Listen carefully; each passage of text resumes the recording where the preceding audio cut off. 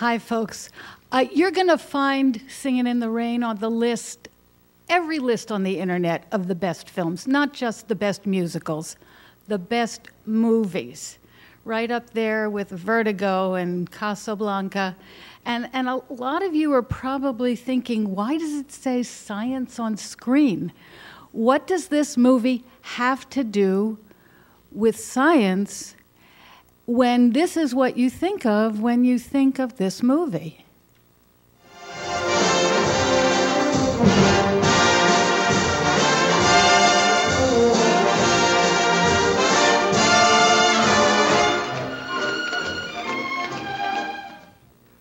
So if that's the image you have of this movie, I think we're missing one of the great reasons why this is, I think, head and shoulders above most of the great musicals, including most of the great MGM musicals. We have a light on the... Yeah, okay. We'll get rid of that. We're not just talking about the usual plot. Boy meets girl, boy loses girl, boy gets girl. Yeah, that's in the movie, but that's all taken care of and settled in the first 40 minutes. That's a given. But what sets this apart and why Hollywood loves it, it's because it's about Hollywood. And this is what the plot is based on. Hello. This is a demonstration of a talking picture. Notice, it is a picture of me, and I am talking. Note how my lips and the sounds issuing from them are synchronized together in perfect unison. Come out from behind that screen, Mr. Simpson. No, I'm right here. Of my voice has been recorded on a record. A talking picture. So this film is set at the end of the 1920s, and it focuses on a cataclysmic time in Hollywood movie history when talking pictures totally and utterly replaced silence. To tell the story of Singing in the Rain from a scientific perspective, we need to look at 3 different points in movie history. So we're going to start at the end of the 19th century and go forward to the mid-20s and look at the development of sound technology. Then we're going to see what the movie business and movie making were like in the 20s, both before and after the Great Transition. And we're going to try to understand why synchronized sound took so long to be adopted by the Hollywood studios. And finally, towards the end of the talk, just a few brief words about who made the film in 1952. So let's get started.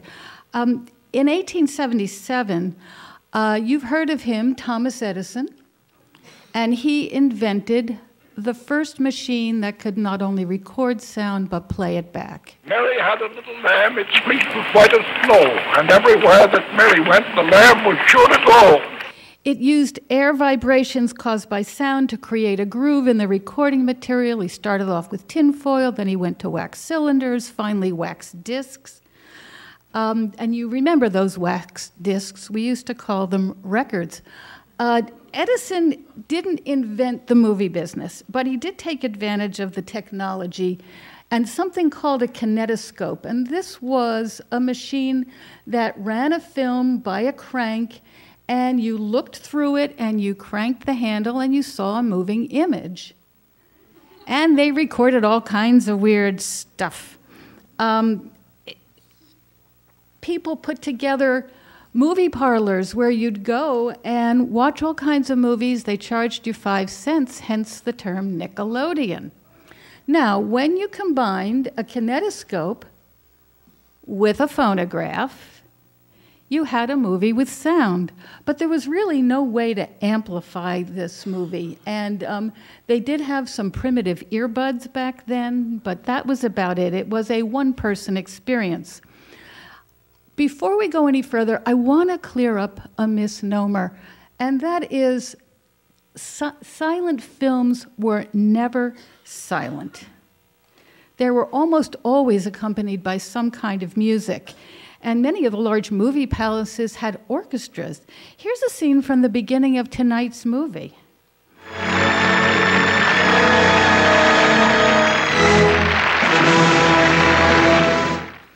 And you'll notice they've just shown their latest silent film, and they have a large orchestra accompanying them.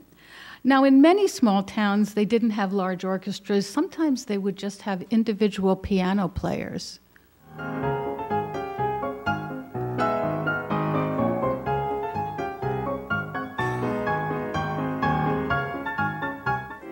And sometimes the projectionist was also the sound engineer and provided sound effects.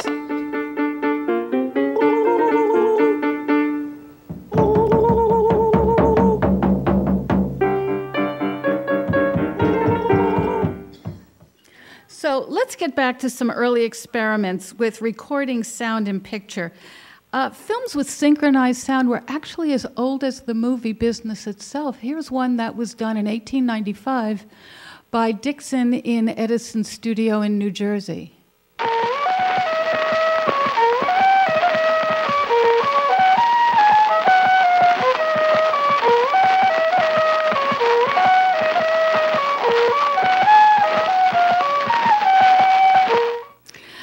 Talking pictures, that is, films with synchronized voices, took a lot longer to catch on.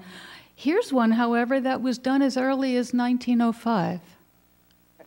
Pouvais-je vous larder d'un don dans le flanc, votre malheur, au cœur, votre bleu cordon, les coquilles teintes, ma pointe voltige, une mousse, décidément c'est au bedon qu'à la fin de l'envoi je...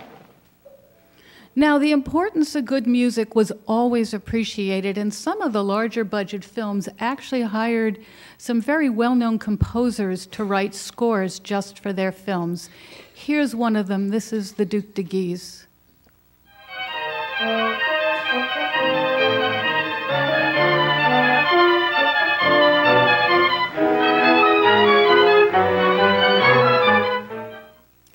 I also want to talk a little bit about lip syncing, dubbing, because in Singin' in the Rain, it looks as if Cosmo is inventing lip syncing. Come here. Now sing. Huh? I said sing. Good morning, good morning. Now, Don, keep your eyes riveted on my face. All night through, good morning to you. Watch my mouth. Good morning. It's great to stay up late. Good morning to you. Convincing? Except that here's a film from 1907 that already was using lip syncing. Allons enfants de la patrie, le jour de gloire est arrivé. Contre nous de la tyrannie, l'étendard sanglant élevé. So then why, with all this wonderful technology, did movies with synchronized sound take so long? And without synchronized sound, they lasted into the 20s. And to answer that question, we're going to have to look at some of the technological challenges that went into it. Now, one major challenge was the microphone. Here's Edison's machine. And that big horn is both the microphone and the speaker, but you had to make a really loud noise into that if you wanted to record anything. And obviously, if you put that next to somebody's face, you were not going to be able to record their voice. So it wasn't really until the invention of the condenser microphone in 1914 that you could actually have someone talk and not see the microphone. Then there was the problem of amplification. They didn't know how to make it loud enough. They had all these rigged machines with big horns, but nothing really worked. Now, it wasn't until the invention of electrified amplification and loudspeakers that you could play it back loud enough that you could actually hear it in a large audience. There is there's some argument about who actually invented this, but you have to give a shout out to Lee DeForest, who invented the first vacuum tube.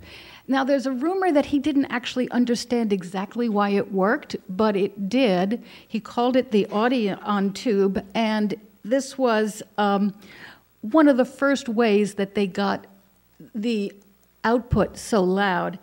Then there was the issue of what to record the sound on. And up till the 1920s, Edison's wax disc did the best job of reproducing sound. But of course, it brought with it another challenge. And that was the issue of synchronization. How could you make the picture and the sound run together in perfect sync? The sound. It's out of synchronization. Well, tell them to fix it. Yes, sir.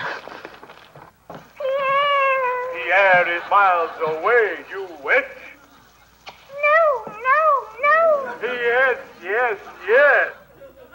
The human ear is actually very, very sensitive to sync.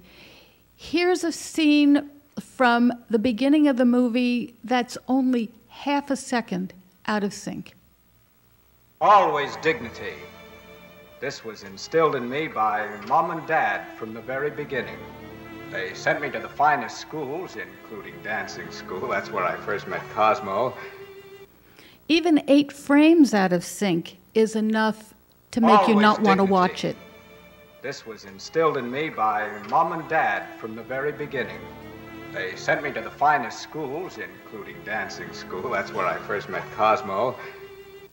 So as long as you had 2 separate media, you had the film starting and stopping 24 frames a second, you had the sound coming out of a phonograph smoothly, the possibilities were endless. You had all these Rube Goldberg kinds of machines, but the records would skip and the film would break, and there you'd lost sync.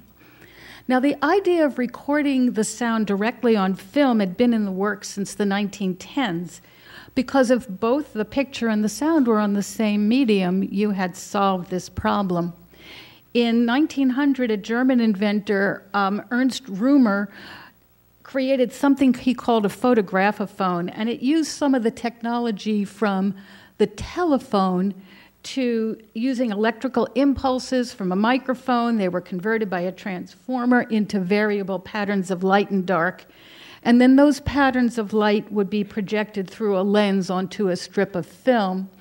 The real work of this was done by this guy, Eugen Lost, and he demonstrated the possibility of this solution to the problem early on. He invented a projector that could both show the image and play the recorded sound. An image would be recorded running alongside the film that by either changing the area of density, of darkness and light, or the density could be interpreted as sound. His early work was hampered by a lack of funding, and also film stock was awful, and development of the film led to a lot of crackle and hiss in the soundtrack, so that at this point, the best recording was done on Edison's wax discs, and there are people today who still prefer vinyl records to anything digital. And as Lost was making progress with the concept of sound on film, what should happen? World War I intervened, his funding dried up, and his work would only be picked up after the war. Now, war is always good for technology, not good for much else, but a lot of the technology that went into the development of synchronized sound on film was developed during World War I. Here's Charlie Chaplin, and early in the war, trying to get everyone to buy war bonds using a megaphone. By the end of the war, there were amplification systems that could fill an entire arena. So here we are, mid-20s now, and the Hollywood studios are making movies, money, hand over fist. The motion picture business is the 5th largest industry in the country, right up there with steel and railroads and automobiles. So-called silent films could be exported all over the world. All you had to do was change the language on the intertitles, and you could send your film to Germany or Latin America or China, wherever you wanted to. Why would they change anything? The public was not clamoring for a change in their weekly entertainment. But a big change was coming, and it threatened Hollywood's bottom line.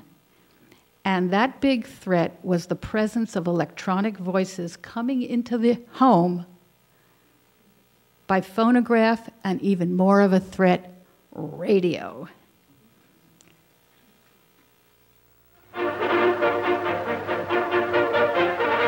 This is station STAR, the voice of Hollywood. As box office revenue started to drop off, the movie industry began to feel pressure to change something. It's always the money that makes things change. And it's hard to turn the course of a mighty ship. It takes a visionary, someone from the outside, to threaten the course of events. And that visionary was this man, Sam Warner. He and his three brothers had founded Warner Brothers Studio in the early 1900s. They actually started by running Nickelodeon parlors. In Hollywood, they were considered the minor leagues. Their biggest star was a four-legged furry creature named Rin Tin Tim. And in the 20s, they were struggling financially. But Sam was what we call an early adopter. He was in New York, and he went to watch a demonstration of something called Vitaphone. And what it was, it combined sound on disc, synchronized to a projected moving picture. It had been invented by the folks at Western Electric. He convinced his brother Harry to see a demonstration, and Harry was impressed, but not by the sync speech. Now, Harry is often quoted as saying this: "Who the hell wants to hear actors talk?" But that's not the full quote. What he actually said was something to the effect of, "They'll come for the music, but who wants to hear them talk?" What he really wanted to do was bring high-class entertainment to the masses with sound so realistic that you might think the orchestra was hiding behind the screen. And this was one of their tests.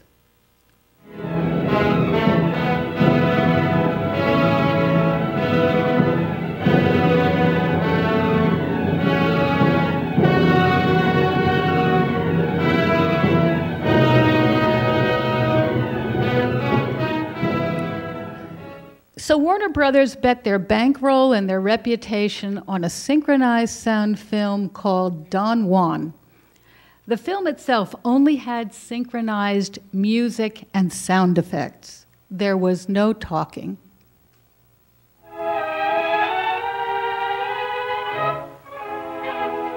That's John Barrymore.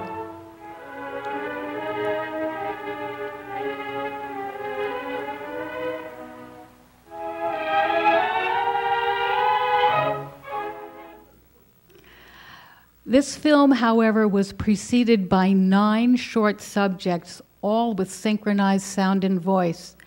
And it was these short subjects that really wowed the audience.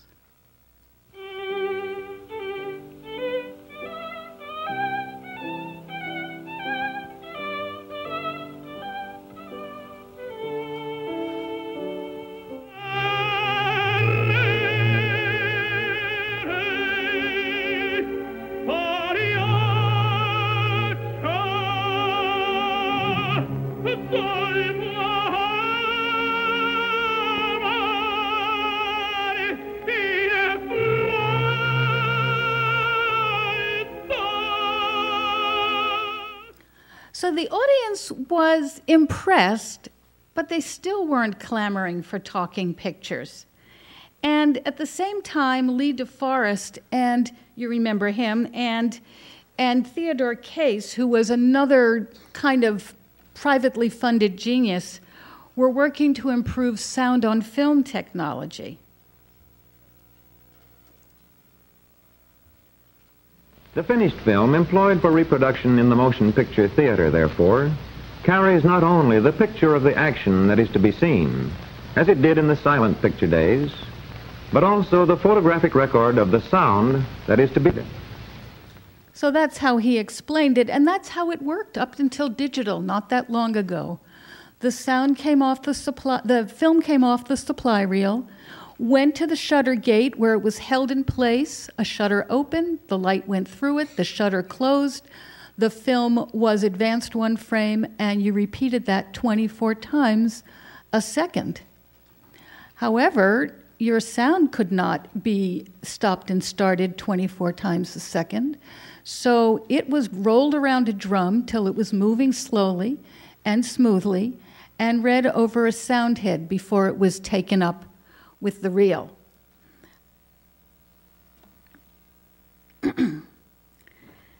With this new system, they produced some wonderful short subjects, and this is one of my favorites. I got a crown, you got a crown, all God's children got crowns. And when we get to heaven, gonna put on the crown, gonna shout all over God's heaven, heaven, heaven, heaven. And everybody talks about heaven, ain't going there. Heaven, heaven, gotta shout all over God's heaven. In helping to make the amazing record, which is to be produced of this scene, I have only the most general idea of what it is, mechanically and scientifically, that is being done. Yeah, they even recruited a Western Mass local, making him the first U.S. president to be recorded in sync sound. But I am assured that a photo film of this scene is to be produced, combining a record both for the eye and the ear. How's that? Can you feel the air? Case wanted it to be so lifelike you would really think you were in the room with him. People that are sitting there and watching this picture. Here's another one of my favorite Case films. Even marry me and be merry, honey bee. He is fetty just like Joey. When he left, he shakes his shoulder.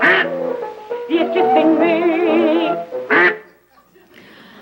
I love Gus Visser. Anyhow, Case and DeForest had a falling out over who would get credit for the new system, but Case was able to convince another Hollywood mogul, this is William Fox of Fox Pictures, and Fox and Case formed the Fox Case Corporation, and Fox immediately saw the benefits of sound on film. In addition to providing more reliable synchronization, the system was portable. It didn't require heavy machinery in a large studio, and the new system was called Fox Movietone, and it was quickly put to use in the first sound newsreels, so that when Charles Lindbergh took off on his flight, the next day there was synchronized sound film being shown in the theaters in New York.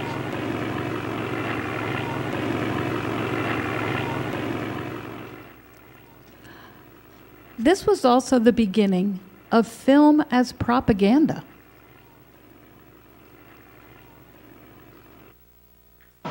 Oops, that was just Mussolini. a toy. Let's go back just so you can see him. Vulgar. Oh, what the hell. RF, do you think they'll ever really use it? So, do you think they'll ever use it? Was it going to be worth the enormous expense to make the shift? And would the public go for it? I doubt it. The Warner Brothers are making a whole talking picture with this gadget. The jazz singer. They'll lose their shirts. What do you think of it, Dexter? It'll never amount to a thing. Yeah, that's what they said about the horseless carriage. Now, there's a quote often attributed to Henry Ford. It's probably apocryphal, but it goes like this. If I had asked people what they wanted, they would have said faster horses. The public didn't know it wanted talkies. Not yet. And the turning point came in 1927 when Warner Brothers bought the rights to a Broadway show called The Jazz Singer. In the lead role, they cast Al Jolson, who was the most popular singer of the day. It was not, as some people think, an all-talking picture. 90% was silent with music and subtitles, but 6 of his musical numbers were shown with synchronized sound. Blue sky, smiling at me, nothing but blue skies do I see. Oh, bluebirds singing a song, nothing but little bluebirds all day long. But what really got them was a dialogue between him and his mother that he improvised. He was supposed to stop singing, and instead he kept talking, and the camera and the sound kept rolling, and they included it in the film. Whoops, let's go back because I want you to hear that.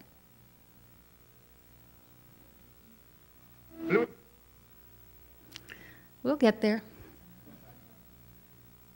Blue sky, smile.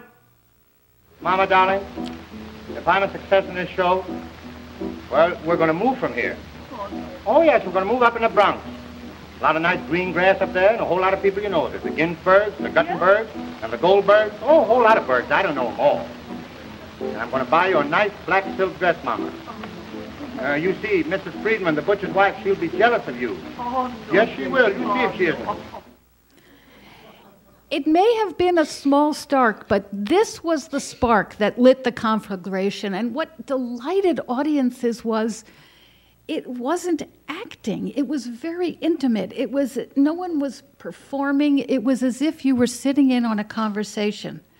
Now, the major studios were very wary. Most of them got together and decided they wouldn't do talking pictures unless they all did talking pictures. But the pressure was on, and Warner and Fox forged ahead.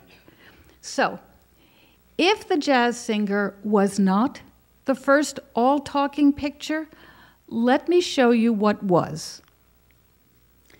It was an execrable film called The Lights of New York, and I have watched it, so you don't have to. No one knew how to write movie dialogue, so the dialogue all sounds like titles.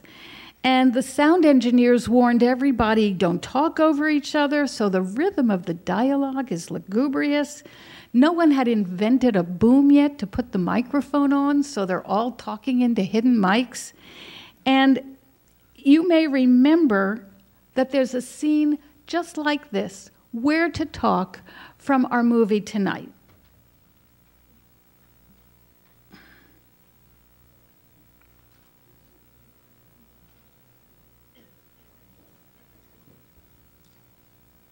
Don't you remember I told you? There's a microphone right there, in the bush. Yeah. You have to talk into it. So here's, someone take a guess as to where they hide the mic in this scene from The Lights of New York. I want you guys to make him disappear.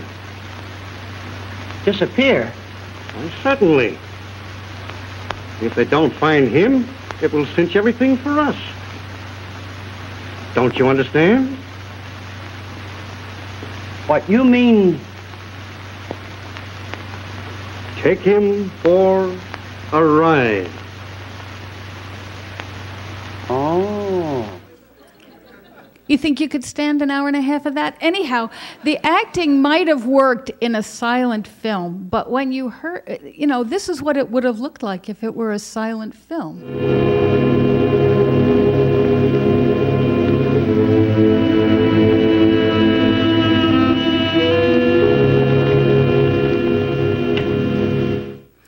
But when you heard the actors actually say the words, it just sounded melodramatic and ludicrous. I've lived and I've loved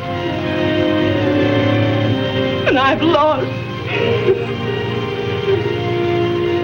The only really interesting scene is one where a gangster is murdered, and this plays out basically like a silent film with shadows and sound effects.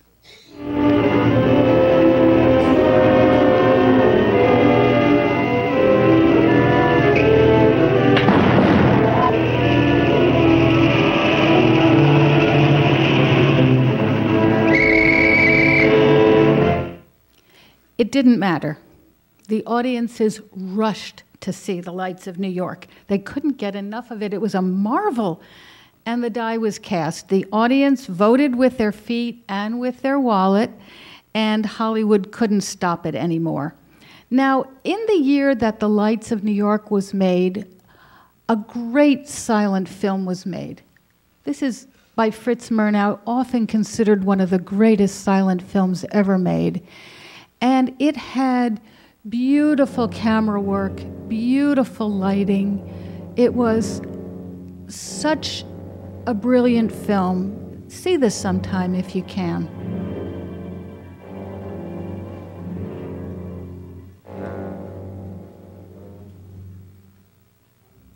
It didn't matter. The Lights of New York made $1.2 million. Sunrise made $800,000, and Hollywood was in the business of making money, not making art. In the words of the great film historian Kevin Brownlow, by making the transition to talking pictures, the Hollywood moguls killed an art, but saved an industry. And the answer to Harry Warner's question, who the hell wants to hear actors talk? Apparently the answer was everybody. And within a mere 4 years, silent films were dead.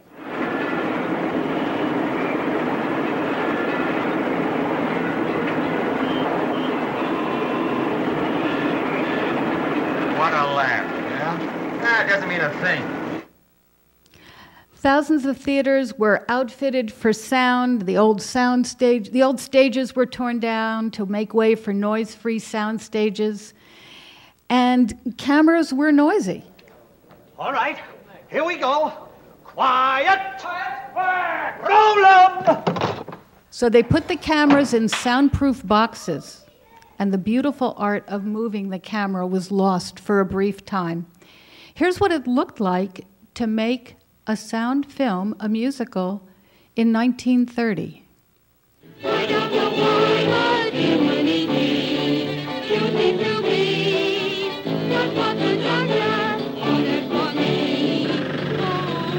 A noisy camera in a sound booth.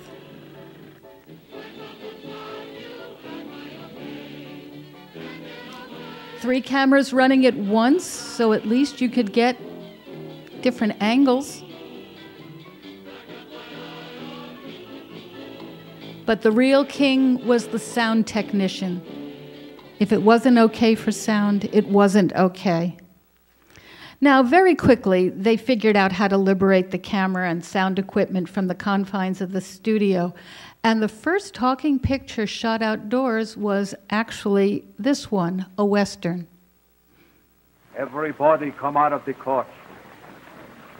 It's the Cisco Kid. Hold up, we're lucky if we get away with our lives. All right, you think I'm on this trip, I know. Keep him out, Claude. No trip. And those of you who saw my Western talks know I'm pretty sure that this is where they hid the microphone.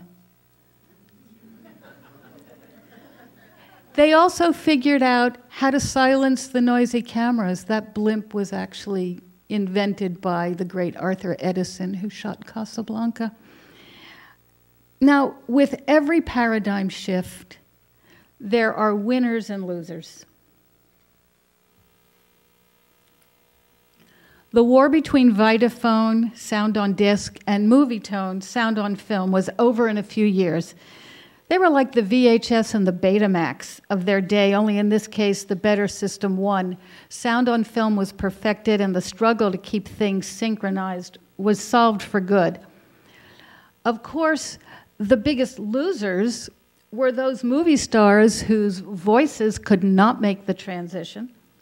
They either couldn't figure out how to memorize their lines or act.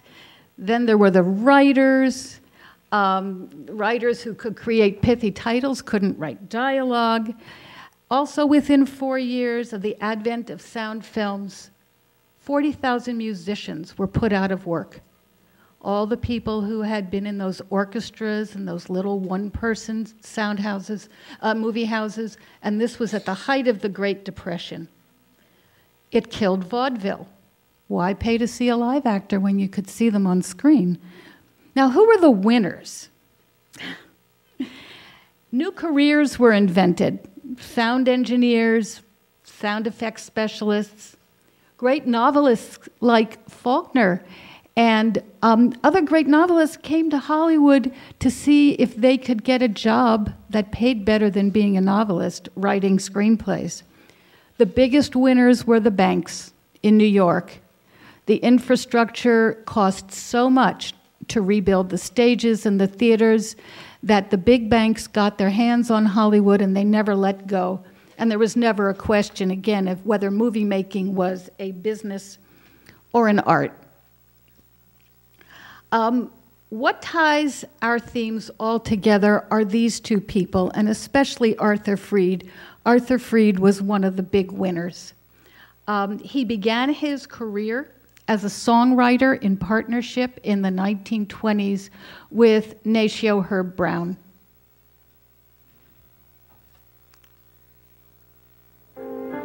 It's a holiday, today's the wedding of the painted doll. It's a jolly day, the news is spreading all around the hall. Freed and Brown wrote the songs for MGM's first musical, The Broadway Melody, and it was the first sound film to win the Academy Award for Best Film. Old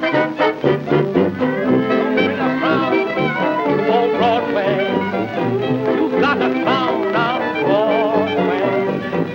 Your troubles there are out of style, for Broadway always wears a smile. And their collaboration was so successful that they wrote most of the songs for the Hollywood Review of 1929, where the title song from tonight's film had its debut, although it would be used many times over the next decades. I'm singing in the rain, just singing in the rain. What a glorious feeling, I'm happy again.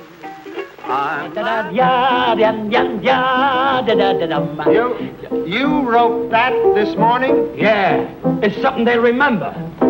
Yeah, I remember it already. I walk down the lane with a happy refrain and I'm singing in the rain.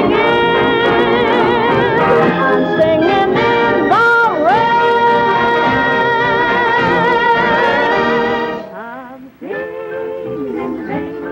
just singing in the rain.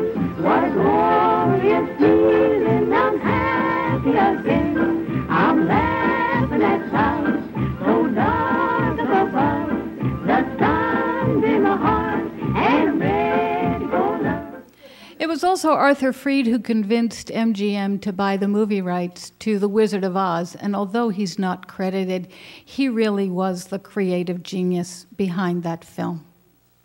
Oh, we're off to see the wizard, the wonderful Wizard of Oz. Here he is, the Wizard of a Wiz, if ever a Wiz there was. If ever a Wiz there was, the Wizard of Oz was one thing. And as a result of his creativity and success, he formed the Freed Unit, which was its own production company within MGM that hired only the best. And he made many of the great musicals of the 1940s and 50s. Here are just a few of them. And he produced many musicals that were based on the collective songs of popular songwriters, including the Gershwins, American in Paris.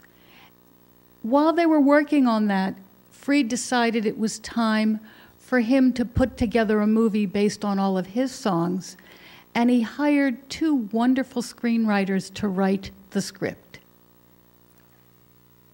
You may have heard of Betty Comden and Adolph Green. They had written Broadway shows like On the Town and Wonderful Town, and here's what he asked them to do. We came in one day and he said, you're going to write a movie called Singing in the Rain, and you get all my songs into it. And that was very difficult. We knew there'd have to be a scene where someone would be singing and it would be raining. That's all we knew. Now remember, this is 1951. The film came out in 1952, which meant that the transition from silence to talkies was 25 years old. And there were still plenty of people on the MGM lot who remembered those days and gave them all kinds of ideas, which you will see in the film tonight, for funny things that happened. Also, Adolph Green was a great historian, and he knew all about film history and worked so much of it into tonight's movie. So that's how we come to have this wonderful film, which you're going to see tonight. I'll stick around for Q&A after, if you want to talk about the people who made it, or more of the technology, or whatever else is on your mind. And now I just want you to enjoy this absolutely glorious movie.